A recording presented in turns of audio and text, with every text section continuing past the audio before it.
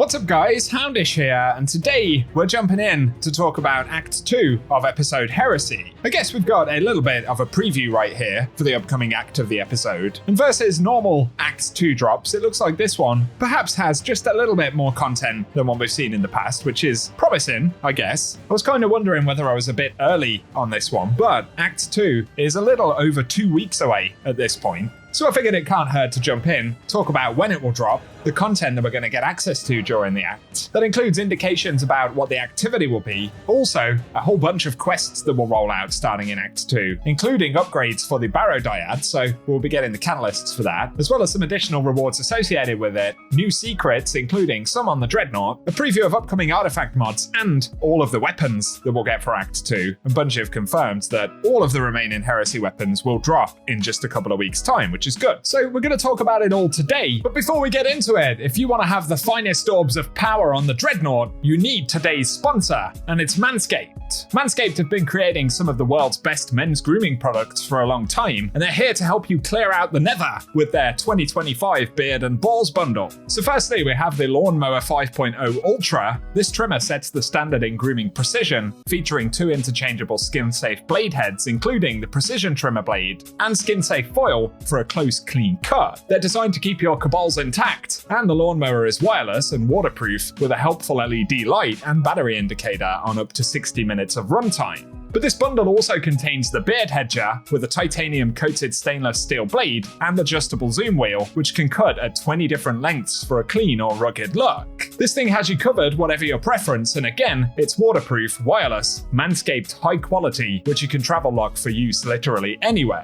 Manscaped are so sure that you'll love it, they even have a 30-day money-back guarantee and free international shipping. So it's well worth it, guys. Right now, you can get a huge 20% off the bundle by using code Houndish20, and again, that will unlock free shipping, so follow the link below to manscaped.com, use code Houndish20 at checkout, and a big thanks to Manscaped for sponsoring the video. Now though, let's talk about upcoming content for Heresy. So of course, Act 1 has been in full swing for 3 weeks now. Act 2 of Heresy will begin on the 11th of March. So like I say, just over a couple of weeks away. And it's worth saying right here up front, the annual Guardian Games event is likely to drop in Act 2. Bungie haven't revealed the date yet specifically, but it normally comes in March. So it seems like there's a reasonably high chance that the event will roll around in Act 2. And if you want a preview in more detail about that, I'll link a video down below. Typically though, with each new act, we get a new activity for the game. Bungie haven't revealed what this will be yet, but there are indications from the database. And according to Bungie leaks, Heresy Act 2 will have a new activity called Court of Blades. Additionally, it would appear that there'll be 3 different variants of it in what appears to be a boss rush mode, according to Bungie leaks. Although we should take that with a pinch of salt, as it isn't confirmed. It does, however, seem likely to be correct. Otherwise, for Act 2, we'll continue to get seasonal challenges, of course, and there'll be 1 per week, just like we've had up until now, that awards the weapons for Heresy. So on the first week, there'll be a challenge that drops the bow. Week 2, we'll get a challenge that drops the glaive, and the third week, we'll get a challenge that drops the SMG. We'll talk more about the upcoming Act 2 weapons in a moment, but another element, which is a bit different for the second act of the episode, and it looks like we'll be able to continue upgrading the Barrow Dyad. So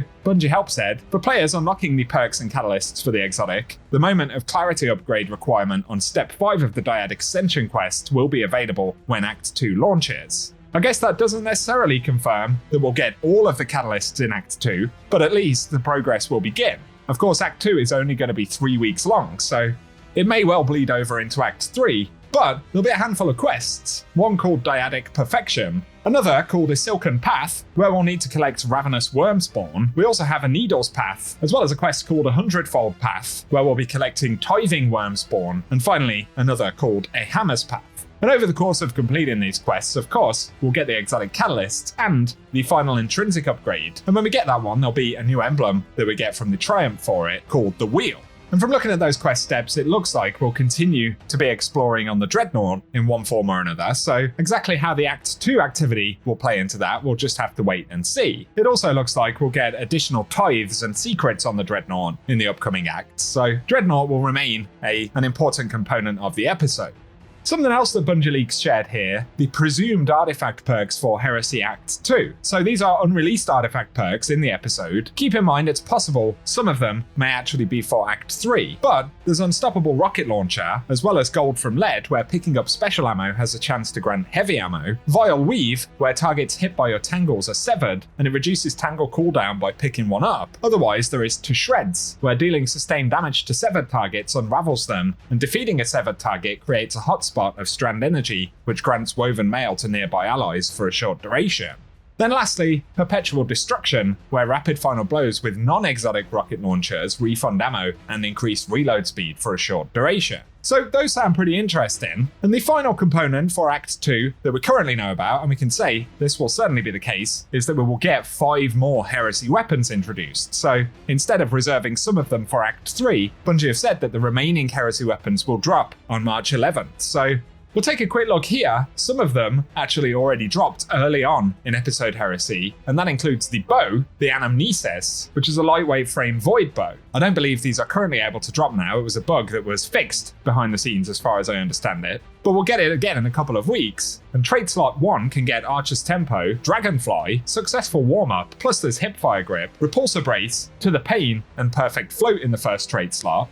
And in slot 2 we can get Destabilizing Rounds, Demoralize, Adagio, Impulse Amplifier, Sword Logic, Moving Target, and Explosive Head. Otherwise, they'll still be able to get the Willing Vessel origin trait and the Runneth Over origin trait from Kingsfall on the shiny variants. The Afterlight, though, is the new Fusion Rifle. It's an adaptive frame, comes with void damage. Slot 1 can get Under Pressure, Grave Robber, Lead from Gold, Discord, Offhand Strike, plus there's Ambitious Assassin and Pugilist. Then slot 2 can get Reservoir Burst, Swashbuckler, Adagio, Cornered, Vorpal Weapon, Successful Warm-Up, and Destabilizing Rounds. So some pretty nice, juicy void weapons really, this episode. But next up we have Refusal of the Call, which is a new Strand adaptive glaive. The first trade slot can get Impulse Amplifier, Slice, Tilting at Windmills, Envious Assassin, Replenishing Aegis, Discord, and Auto-Loading Holster. Then slot 2 can get Melee Momentum. That's a new perk this episode, where melee final blows with the weapon grant it bonus energy and provide increased movement speed while blocking. It can also get Vorpal Weapon, Unstoppable Force, Sword Logic, Close to Melee, Disruption Break,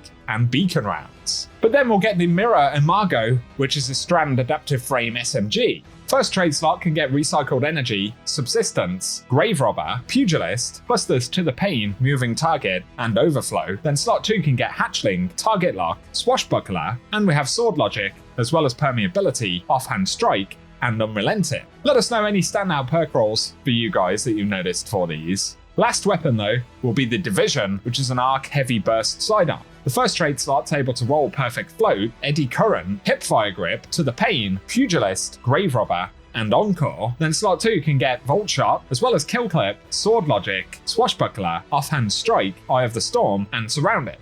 So between these weapons, there are a few pretty decent looking rolls on them. Bungie probably dropped most of the juicy stuff with Act 1, to be fair, but there'll be some solid options on these weapons as well. In terms of acquisition, the assumption is that they'll drop with the Act 2 game mode, although having said that, we did get them dropping in the Dreadnaught, which was a bug, but probably indicates that they'll also be in that loophole as well. So I'm very curious to see how it all pans out overall. Don't forget that we'll get 2 or 3 weeks of story for the second act as well. I'm really hoping that Bungie can keep some of the momentum that we've had with the first act of the episode, because it looks like a lot of the players are currently enjoying Heresy, or at least relative to player reception around Revenant and Echoes. So I'm really hoping Bungie can push that forward with whatever we get in a couple of weeks' time. Share any thoughts and impressions you have on this quick preview down below though. I hope you've enjoyed the video, and if you have, feel free to get subscribed to the channel, as we still have around about half of the viewers on this channel who haven't subscribed yet, so if you feel like doing that, it really does help me out. But otherwise, I appreciate you tuning in, and whatever you get up to, I hope you have an awesome day.